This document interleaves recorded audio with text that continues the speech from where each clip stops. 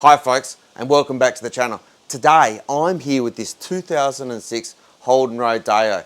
It's got the 3-litre turbo diesel engine from Isuzu in this model, and it's actually an RA model of vehicle. Now it's actually running a little bit warm, so what we're going to do today is we're going to remove the radiator, we're going to clean out the radiator, and then we're going to reinstall the radiator, top it up with coolant and bleed off the coolant. But I'll actually show you what the problem is. It's actually half blocked with stubble visibly from the outside of the radiator. So that's the real issue with this vehicle. So let's get into it. So just looking from underneath the vehicle, you can see it's got all of this stubble and muck in the lower portion of the radiator. So that's really blocking a significant part of the cooling effect with this radiator.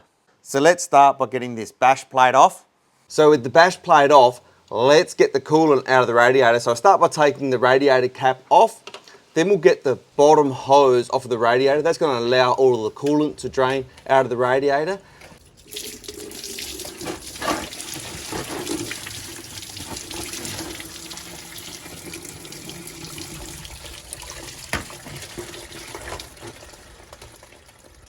And then next, we need to get the lower shroud off of the radiator. Now it's just clipped on with plastic clips there.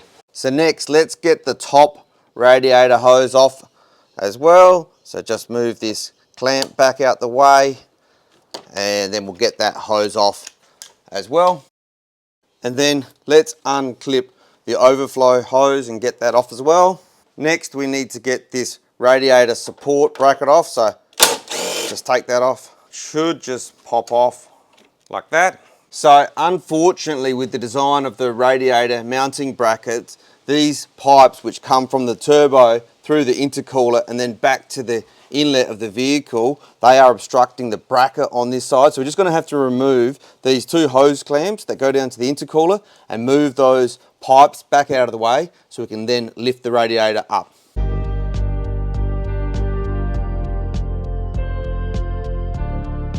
Okay, so to be able to remove the radiator so you can get that lower bracket clear, I've actually ended up removing completely these two pieces of pipe work, which basically this one here comes from the turbo down to the bottom connection for the intercooler. This one comes from the top back onto the what is the intake system of this 3-litre diesel. But then that's going to give me really good access now to lift out the radiator. So we should be able to now lift this up and clear of those brackets there. So check this out, folks. Look at the absolute state of this radiator. I mean, not only did it have that lower portion which was filled, but also look at all of this. I mean, that is effectively restricting probably a quarter of the airflow through this radiator. That bottom section is clear air, and this is the air through the center, which is actually, you got the shroud around here. So it's probably nearly half the airflow is restricted in this radiator. So I'm just going to get this cleaned off, and then we'll get the radiator back into the vehicle, all the pipe work connected, and then we'll top it off with coolant and bleed it.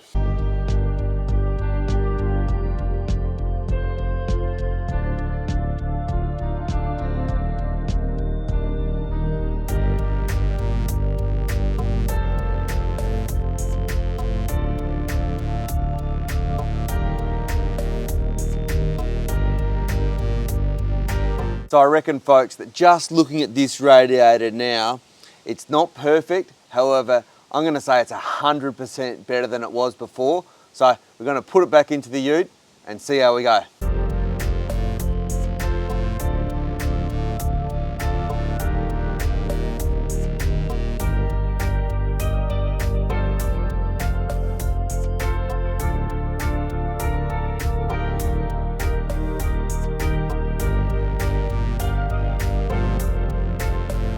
Okay, so now that we've got everything reconnected, it's time to refill it with some premium coolant. So I've got some premium green coolant here, and I've got concentrate.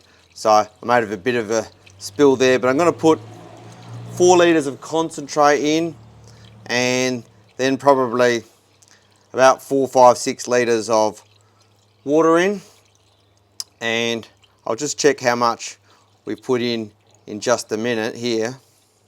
So let's have a look there. So So far we've put about 1, 2, 3, 2 litres in, so we'll put some more in there.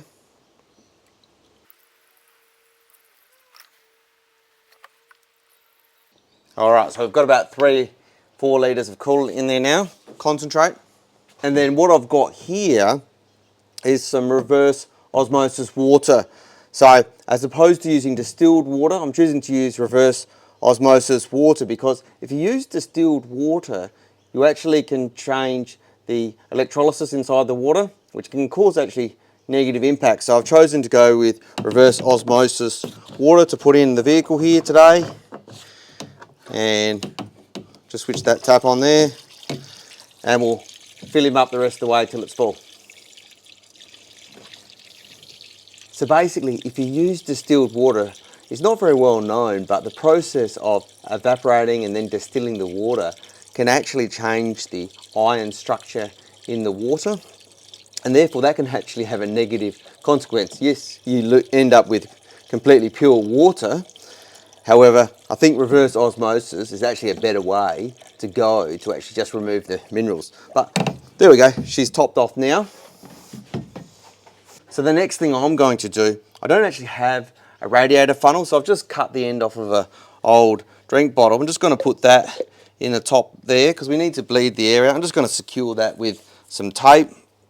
So I'll come down to the radiator and do a couple of laps with the tape, and then work our way up, just like that. Now, what this is doing is this is actually just completely sealing this bottle, which is effectively going to act as a funnel. It's completely sealing it to the radiator. And then what I'm going to do is I'm just going to top it off inside the bottle with a little bit more water. And then we'll start the engine and we'll bleed all the air pockets out of the engine.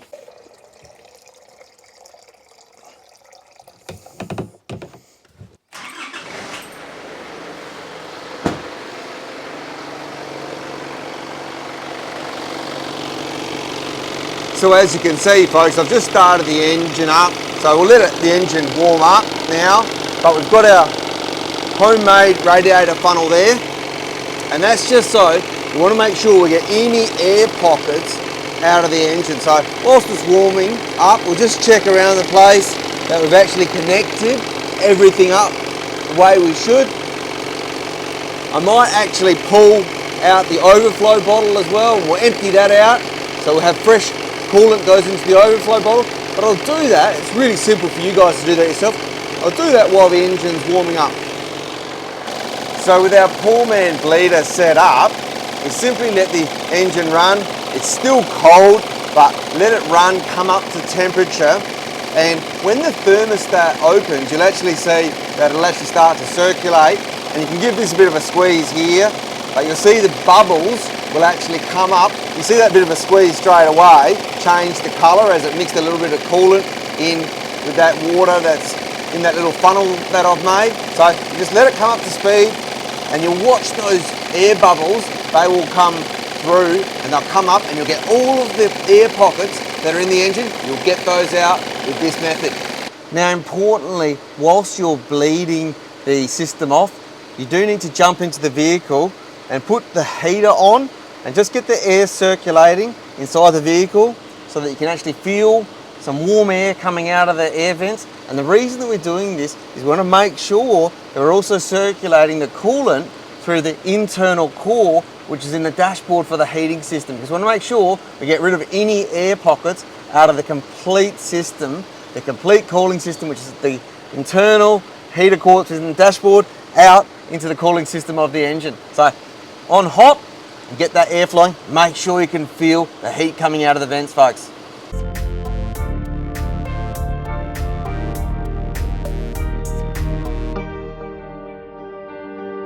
So folks, I've had it running now for about 30, 40, perhaps 45 minutes, and the engine's really warm. So we've obviously had the thermostat open, we've had good circulation of coolant going around, and importantly, you can see that level on our funnel has dropped right down, our makeshift funnel. And what that means, we've got the system fully bled up now. So I'll just get this bottle off now, and what I'll do is I'll pull it out, we'll put the radiator cap on, and we'll take it for a bit of a test drive.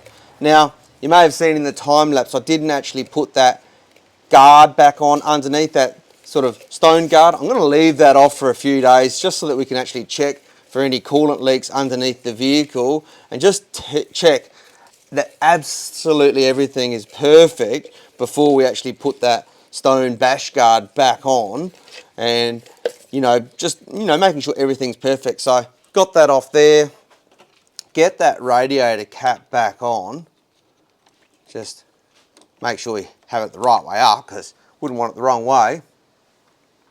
And I won't forget, I also replaced the coolant in the overflow bottle, so just need to reconnect that back up before we take it for a test drive.